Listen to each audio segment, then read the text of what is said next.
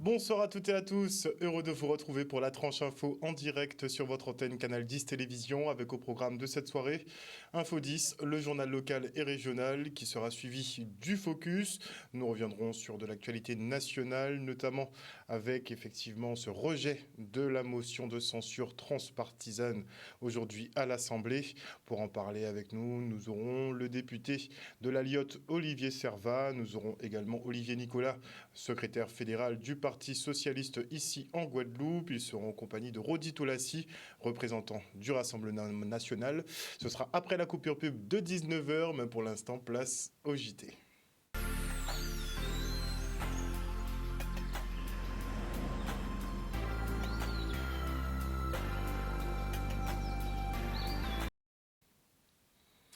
Nous sommes le lundi 20 mars 2023 et voilà 5 jours maintenant que la France s'embrase à cause de la réforme des retraites qui a été d'ailleurs définitivement validée aujourd'hui. Les motions de censure de la Lyotte et du Rassemblement national ont toutes deux été rejetées. Et bien que l'opposition entende faire recours au Conseil d'État, la partie est pour l'heure gagnée pour le gouvernement. Une victoire qui reste en travers de la gorge de la population qui organise une multitude de manifestations sauvages au moment même où on parle d'ailleurs. À Paris, effectivement, les poubelles ne cessent de brûler depuis le passage en forme de la réforme à coup de 49.3. Il n'y a pas que Paris, vous avez Rennes, vous avez Bordeaux, vous avez Toulouse, vous avez pas mal de villes effectivement dans le nord aussi qui sont concernées. Et on verra l'évolution un peu de la situation, on en parlera dans le Focus. Et le journaliste originaire de la Martinique, Olivier Dubois, a été libéré. Il avait été enlevé à Gao, dans le nord du Mali, le 8 avril 2021. Retenu en otage depuis, il pourra enfin retrouver les siens. La France, en tout cas, remercie l'intervention du Niger qui a permis à cet homme de retrouver la liberté. Et un restaurant et une animalerie de la rue Schellcher à Pointe-à-Pitre sont partis en fumée. Un défaut d'installation électrique serait à l'origine de cet incendie. Et si l'intervention des sapeurs-pompiers a permis d'éviter la propagation à d'autres locaux avoisinants, vient effectivement se poser la problématique de la vétusté des infrastructures. Regardez. À 7h20, aux environs de 7h20, nous avons reçu un appel donc, au centre de traitement de l'alerte pour un feu à la rue Schellcher à Pointe-à-Pitre. À notre arrivée, donc, on a dû faire face à un important panache de fumée, à un feu très important, en fait, qui se situait au niveau d'un restaurant et également d'une animalerie. Des moyens très importants ont été engagés, pas moins de 4 centres d'incendie et de secours pour une cinquantaine de personnels au moment où je vous parle. Pointe-à-Pitre, non, c'est pas Pointe-à-Pitre qui est une zone compliquée. Ce sont tous les centres urbains qui sont forcément compliqués parce que nous avons des risques de propagation importants. D'ailleurs, grâce à notre action rapide, au moment où je vous parle, bien entendu, je parle toujours de bilan provisoire, et j'insiste bien, nous n'avons pas à déplorer de victimes et nous avons réussi à enrayer la propagation à tous les bâtiments avoisinants. Ben oui, on a le cœur serré puisque c'est la beauté, la richesse de Pointe-à-Pitre qu'on voit partir en fumée. À chaque fois qu'il y a un immeuble en bois qui brûle, pas loin, il y a eu l'immeuble des Fourriers, à l'angle aujourd'hui ici l'immeuble des Lautriques, un commerçant, un restaurateur qui va se retrouver sans activité. C'est un drame de trop pour Pointe-à-Pitre et c'est vrai que le maire ne peut être qu'attristé face à cela, mais je salue la réactivité des pompiers, des services de police. On a vu quand même que les services publics ont été réactifs. Les agents de la ville ont déjà posté une pelle mécanique qui va pouvoir enlever les remblais et pouvoir nettoyer la ville. Mais c'est un lundi triste pour Pointe-à-Pitre. Mais aujourd'hui, on ne pourra pas nous faire le reproche qu'il n'y avait pas de borne d'incendie fonctionnelle. Les pompiers sont arrivés avec le temps que ça prend pour les relier Abîme à Pointe-à-Pitre. Vous savez, comme je le dis, comme je le pense, nous avons une caserne de pompiers à Bergevin. Je vais militer pour que cette caserne soit à nouveau investie par le SPIS, pour que nous ayons des moyens plus proches, puisque Pointe-à-Pitre, je le rappelle, c'est une ville d'art et d'histoire, dont la beauté, la richesse patrimoniale réside dans des bâtiments en bois, avec des installations électriques qui sont souvent assez vieillies Et donc, le risque incendie est un risque à prendre en considération et il faut aménager l'équipe et Pointe-à-Pitre en ce sens. Et retour sur cette mobilisation ce matin au siège du Crédit Agricole de Guadeloupe. Les salariés dénoncent l'ambiance délétère au sein de l'entreprise où les burn-out se multiplient. Une pression et un stress pour une rétribution qui diminue, notamment avec la baisse de l'intéressement. Selon les syndicats, la direction en plus se refuse à négocier. Regardez. Nous sommes mobilisés ce matin parce que nous voulons dénoncer, comme nous l'avons déjà fait depuis plus d'une dizaine d'années, en faisant des courriers autant au directeur du Crédit Agricole qu'à la direction de CASA pour expliquer les conditions délétères dans lesquelles nous travaillons. Faut savoir qu'il y a beaucoup de collègues qui sont en burn-out. Il y en a qui subissent de la pression, qui sont stressés. Et la deuxième chose, nous sommes aussi là pour dénoncer des choses qui se passent par rapport aux résultats de l'entreprise. Il semblerait qu'il y ait des suspens d'un certain montant qui sont passés sur l'exercice 2022 et qui a un impact sur notre intéressement. La direction, c'est la problématique. Aujourd'hui, nous avons une direction qui n'entend pas les syndicats, qui ne négocie pas et qui refuse de voir la réalité. Ça veut dire les conditions délétères que nous avons dans l'entreprise. D'ailleurs, il faut savoir qu'il y a bon nombre de collègues qui ont été licenciés pour inaptitude et aussi des ruptures conventionnelles ainsi que des démissions. Mais à ce jour, nous sommes sans réponse de la direction. Alors récemment, nous avons demandé un rendez-vous à cette direction et nous avons eu un refus. Donc ce n'est pas, comme le dit la direction, nous ne sommes pas dans un esprit sain. Surtout qu'une direction refuse de recevoir des syndicats, il faut le savoir, qui ont été élus à plus de 87% et qui représentent le personnel. Nous sommes la voix du personnel et ils refusent de nous recevoir. Pour aujourd'hui, nous manifestons ce matin. Je ne peux pas vous en dire plus pour l'instant. Ce que nous souhaitons, c'est qu'on soit reçus. Nous profitons de la venue du président, M. Lefebvre de CASA, pour justement demander une rencontre. Et nous espérons que nous l'aurons. Les élèves de terminale, eux, planchent sur leurs épreuves de spécialité pour le baccalauréat. Et les avis sont particulièrement mitigés sur le nouveau calendrier des épreuves qui commencent en mars au lieu de mai-juin. Le reportage de Maxime Morel. Ça s'est quand même assez bien passé. Un stress général que j'ai pu observer à travers mes camarades. Donc oui, ça a été bien encadré. Les enseignants qui nous surveillaient étaient assez bienveillants. En tout cas pour moi et pour la majorité. Ça s'est bien passé, j'ai fait ce que je pouvais. Quand je suis rentré dans la salle, je me sentais vraiment pas bien. Mais après avoir passé l'examen en lui-même, on se dit que finalement, avoir que la moitié du cursus entier de terminale au bac, ça permet quand même de respirer un peu mieux. On a été prévenus, mais comme on avait l'habitude d'avoir les épreuves vers la fin d'année, donc certains élèves ont eu beaucoup de stress. Alors j'étais un peu stressé, mais après en voyant le sujet, j'étais plus rassuré. Et je me suis dit, allons-y et on va réussir. On connaît nos connaissances et ça va aller. On aurait préféré quand même passer les épreuves pendant le 3e trimestre, puisque d'habitude on passe toujours les épreuves en fin d'année. Donc on a plus de temps pour se préparer justement. Je trouve que c'est trop proche. Normalement le bac c'est plus vers juin, juillet et tout. Et je trouve que c'était trop précipité. On a 4 mois entiers avant la fin de l'année. Je pense qu'on pourrait quand même les pousser de mois en mois. Ça permettrait aux élèves de respirer un peu plus, de passer plus de temps sur leur révision. Franchement, sachant qu'on peut vraiment commencer à réviser à partir de janvier, parce qu'au début de l'année, on n'a pas assez de matériel pour pouvoir faire de vraies révisions. Avoir de janvier à mars pour pouvoir réviser, ce n'est pas assez. Et du 20 au 23 mars prochain, le RSMA organise un forum itinérant pour présenter ses formations. Et premier arrêt à Basse-Terre où le food truck du régiment a pris du service. Regardez. Le régiment du service militaire adapté de la Guadeloupe va réaliser un forum itinérant, donc du 20 au 23 mars, dans différentes communes de Guadeloupe. Donc aujourd'hui, le 20, nous sommes sur la commune de Basse-Terre, donc de 9h à midi sur l'esplanade de la mairie et de 14h à 20h au niveau du gymnase de Rivière-des-Pères.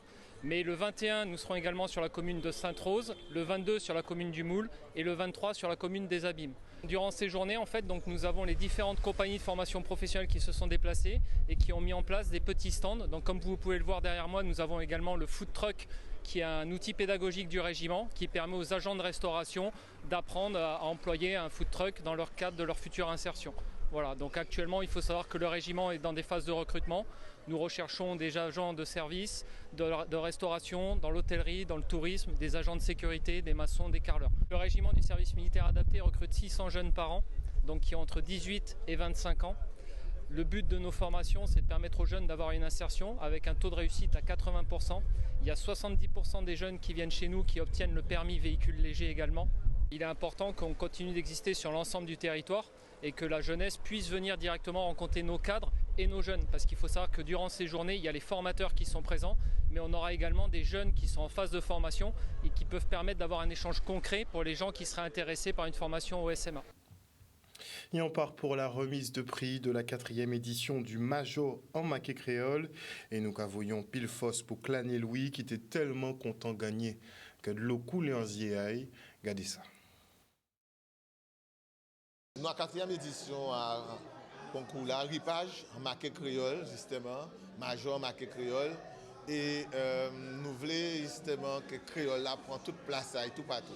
Parce que jeudi jour nous avons doctorat en créole, nous avons agrégation en créole, nous avons l'école qui apprend petit monde parler créole.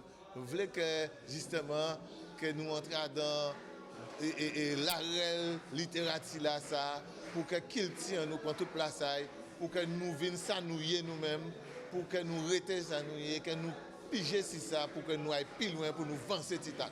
On peut dire que la CCE avait monsieur Lurel sont sorte de petits à la région, donc automatiquement fait nous là. Fait nous là parce que nous avons bien tant la culture, l'éducation, l'environnement, donc fait nous dans la réelle là ça pour nous travailler avec monsieur Lurel. Pour un bien désordre, mais on pas espérer gagner, mais on te prend courage en moins, on dit on caille marqué même si on pas gagné, mais au moins on ca fambité. Ben jod là on vient là, ben on pas te connaître si c'était moi qui t'ai ni premier prix là et pour un désordre en content même pas d'avoir c'est un bitin on pas te espérer mais jod là je dis moi c'est moi qui gagnais et en content et quand on dit la contentement fait un plaisir mais c'est un bitin qui est positif. C'est la première fois que je marque un texte en créole et ça a vraiment été un challenge, un vrai challenge pour moi parce que c'était vraiment très difficile, ça m'a pris comme à peu près, ça m'a pris beaucoup de temps et c'était vraiment une bonne expérience. Pour moi, créole là, si on bitin, on peut dire que de génération en génération, on voit créole la vie plus belle.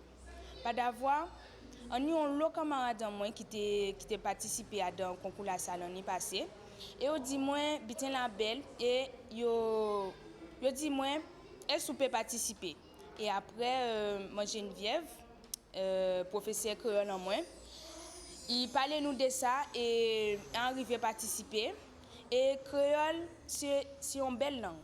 Franchement c'est une belle langue, faut pas nous laisser pour nous prendre en français. Parce que avec créole là, nous on l'eau côté et moi on va continuer de travailler en moi, on va continuer à apprendre créole et on va continuer à marquer créole. Et retour maintenant sur cet hommage à Nusere Kalala Omotunde dans les jardins de l'archipel à Basse-Terre.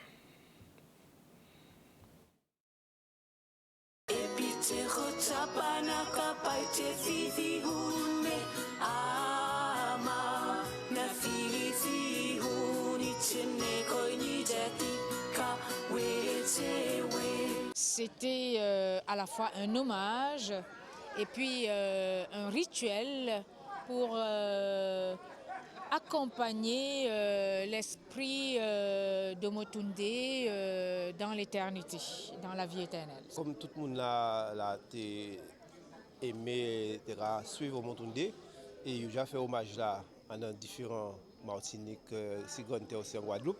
Alors on a décidé de faire à Bastet, on n'a jamais fait à Bastet. Alors l'organisation a décidé de pas faire ici Bastet. Voilà.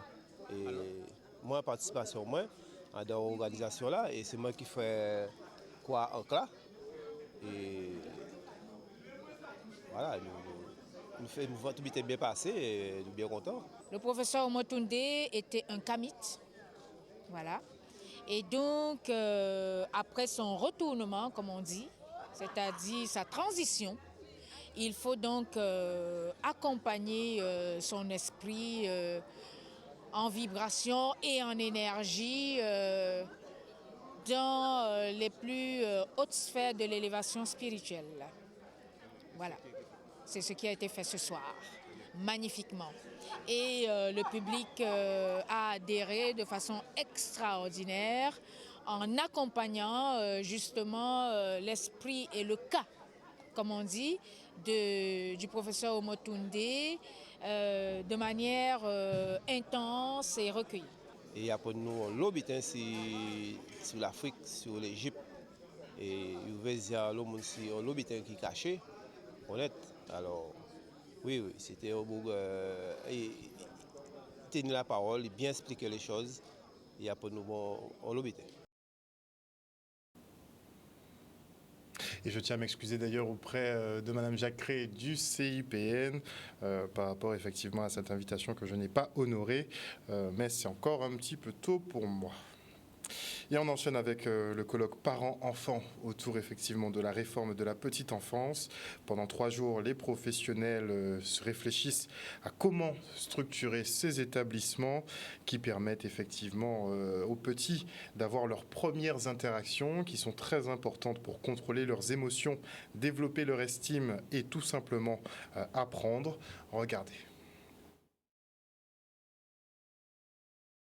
Ce colloque a servi aux professionnels de pouvoir discuter de la réforme de la petite enfance, de pouvoir discuter des perspectives que nous avons de manière à accueillir les enfants de 0 à 3 ans et que les différentes structures, à savoir les mini-crèches, les crèches ainsi que les MAM, comment nous pouvons offrir un service de qualité à nos enfants de la Guadeloupe de manière à les permettre d'être socialisés, de manière à permettre que les familles puissent se rapprocher beaucoup plus de nous et sachant que nous allons continuer à offrir une offre de service à notre public fragilisé, à notre public aisé, à toute la population parce qu'il faut savoir que les crèches font partie du point pauvreté puisque pour pouvoir aller travailler, les crèches permettent de lever tous les freins de manière à ce que réduire l'égalité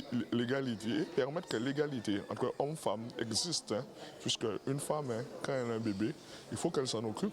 Et la crèche offre un service de qualité diversifié. On doit pouvoir comprendre les sollicitations de l'enfant, comprendre tous ses besoins et pouvoir répondre positivement à ses besoins. Alors ces besoins, répondre positivement à ces besoins, c'est très important parce que c'est ces différentes réponses qu'on va lui apporter qui va permettre sa structuration, contrôler ses émotions, mais aussi en même temps développer son cerveau. Et ça, on l'oublie trop, c'est le développement, les interrelations qu'il va créer avec la crèche, avec les autres enfants, qui va lui permettre de développer son cerveau. C'est très important parce que c'est ça qui va lui permettre ultérieurement de contrôler ses émotions, se développer, développer l'estime de soi, mais aussi faire les différents apprentissages. Eh bien, les bébés, c'est vrai que c'est difficile pour eux de s'exprimer, ils ont besoin de communiquer et bien souvent c'est compliqué.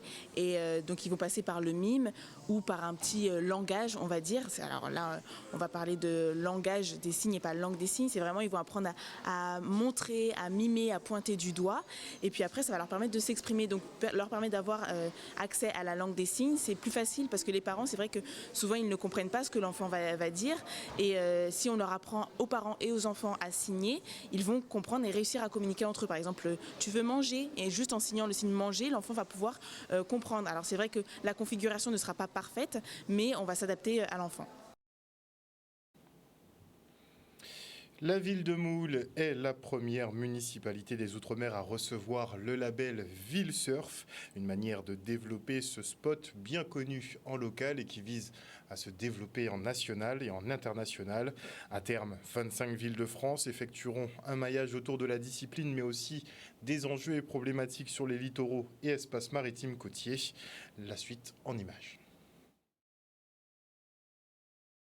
La commune du Moule a reçu déjà une compétition internationale et reçoit des petites compétitions. Il y a plusieurs associations qui pratiquent le surf au sport de Damancourt, dans d'autres sports aussi, Sainte-Anne, Anse-Bertrand. Et nous, en décembre 2022, on nous a sollicité, le collègue Chingan avec la responsable, la présidente de Guadeloupe Surf, là, on nous a demandé de solliciter le label. Et nous l'avons sollicité. Alors c'est vrai que même en venant ce soir, je ne croyais pas qu'on aurait eu déjà un accord de ce label. Donc pour nous, c'est une très bonne chose. En plus, le surf dans ma commune, le Moule, au début, comme je l'ai dit dans mes propos, c'était beaucoup de métropolitains qui le pratiquaient. Et maintenant, nous voyons que le sport, le surf, comme comme certains sports, le tennis, se démocratise et nous avons des petits Guadeloupéens et des petites Guadeloupéennes qui pratiquent le surf. Donc je crois que c'est une bonne chose. Donc aujourd'hui, c'est avec beaucoup d'émotion et beaucoup de fierté que nous recevons le label de surf, ville de surf. Et c'est la première ville de la Caraïbe, aussi des Outre-mer, qui a ce label-là au niveau national. C'est une fierté pour nous et je pense que les compétiteurs de surf de plus en plus viennent à Moule au niveau du sport de Damancourt. Et nous mettons, nous, la collectivité, tout en œuvre pour que nous puissions accompagner le surf, mais aussi l'ensemble des sports que nous avons au niveau de notre ville. Nous sommes ville active et sportive. C'est un label que nous aurons très bientôt, que nous avons candidaté aussi pour cela. Et très bientôt, nous aurons ce label-là et nous allons pouvoir encore aller plus loin avec nos sportifs. À la fin de l'année, il y aura environ 25 villes, dont des villes emblématiques du surf, telles que Biarritz, telles qu'Ossogor, telles que Lacanau, des villes de Bretagne, des villes de Normandie. Il y a Cannes également, il y a les Sables d'Olonne. Les Sables d'Olonne, c'est la ville de M. Moreau, qui est le président des maires du littoral. La ville de Cannes, c'est la ville de David Lisnard, qui est le président des maires de France. Et tout ceci, c'est une communauté qui va échanger sur les problématiques de la mer, sur les problématiques du littoral, sur les problématiques du surf. Et ça va faire, à mon avis, tout ceci fait sens d'être en commun et de pouvoir avancer ensemble pour le surf et avec le surf comme levier touristique. Et on part pour la commune de Sainte-Anne à la rencontre de l'auteur Marie-Anne Marelly qui présente son ouvrage « Je ne suis pas un idiot pour mourir ». Nous sommes à la médiathèque aux Anges Thalys, sur le boulevard Ibiné. Alors nous voulons faire de ce lieu véritablement un lieu de culture, de création, de diffusion autour de l'art. Et aujourd'hui, nous recevons une Sainte-Annaise, Marianne Dunter, une auteure qui vient de sortir un livre, « Je ne suis pas un idiot pour mourir », au titre un peu évocateur. Et aujourd'hui, nous l'avons reçu et avec le public, nous avons discuté, nous avons débattu du contenu du livre, mais également des problématiques qui sortent du livre. C'était une toute petite soirée littéraire qui en appelle d'autres. C'est un ouvrage, c'est un roman. C'est aussi une histoire vraie, c'est un récit de vie. J'ai voulu mettre en lumière un personnage saint-anais. Je raconte l'histoire d'un personnage qui a vécu à Sainte-Anne, qui a grandi, qui était saint-anais.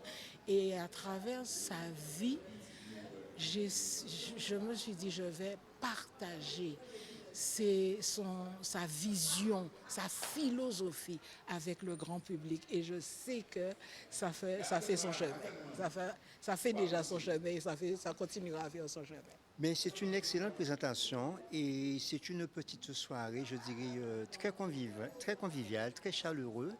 Et puis, à travers l'autrice, sans avoir déjà lu le livre, mais on y est intégré déjà, on est déjà dedans, hein, parce que c'est une histoire très intéressante, très merveilleuse. C'est vrai qu'on a une multitude d'activités du genre, je n'ai rien contre, un carnaval, le baignade, les plages, tout ce qui s'ensuit, mais on doit introduire dans notre vie la culture, le genre littéraire doit occuper une grande place dans notre vie.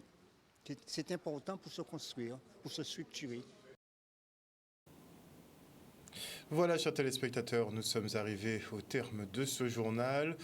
Petit rappel d'une information importante, la motion de censure transpartisane déposée aujourd'hui à l'Assemblée nationale a été rejetée. Enfin, les motions de censure d'ailleurs, que ce soit celle de l'Alliot ou du Rassemblement national, elles ont donc été balayées. On s'attend peut-être à un troisième round au niveau du Conseil constitutionnel, mais c'est pas encore sûr. En tout cas, il y a déjà une partie qui se joue dans les rues de Paris notamment, qui sont encore en feu ce soir. Une bonne soirée à vous à l'écoute de nos programmes. N'oubliez pas que chez nous, vous faites l'information que nous diffusons. Le journal local revient demain à 18h30. Une bonne soirée à vous. Bisous, bisous tout le monde.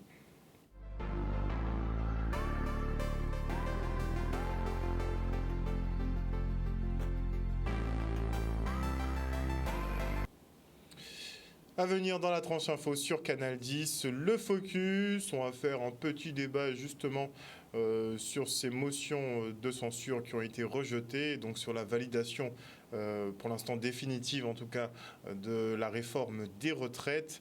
Et pour en parler, ce soir nous aurons le député Olivier Servat, il sera en compagnie de Rodi Tolassi du Rassemblement national. Nous aurons également Olivier Nicolas du Parti socialiste et comme observateur, nous aurons Éric Coriolan de Sentinelle Guadeloupe. Ce sera après la coupure pub. Et pour l'instant, je dis bonsoir à Étienne Dolinos, à Eddy Félix, à Wilma Blondeau, bonsoir à Dimitri Gobardan, bonsoir à Agnès Bolmin, à Jimmy Kamagouva, à Perle de Caruquera, bonsoir à Yvonne Dacour, à Betty Romain, bonsoir à Elsa Arthur, à Marie Rutil, à Moïse Tézénas, à Vélo Péguada, bonsoir à Joël Bazit, à Fabien Média 97+, bonsoir également à Lydia Luce, bonsoir à Fabienne Médard, à Dominique Landry, bonsoir à Juliette Deval, bonsoir à Philippe Gaël, qui d'autre? Keno No Limites, on a qui encore sur le live, on avait qui on a Raymond Nagera qui était présent, on a Absalon Hugues Théodore également, ainsi que Franciane Loudon, Ginette Mélaz, Patou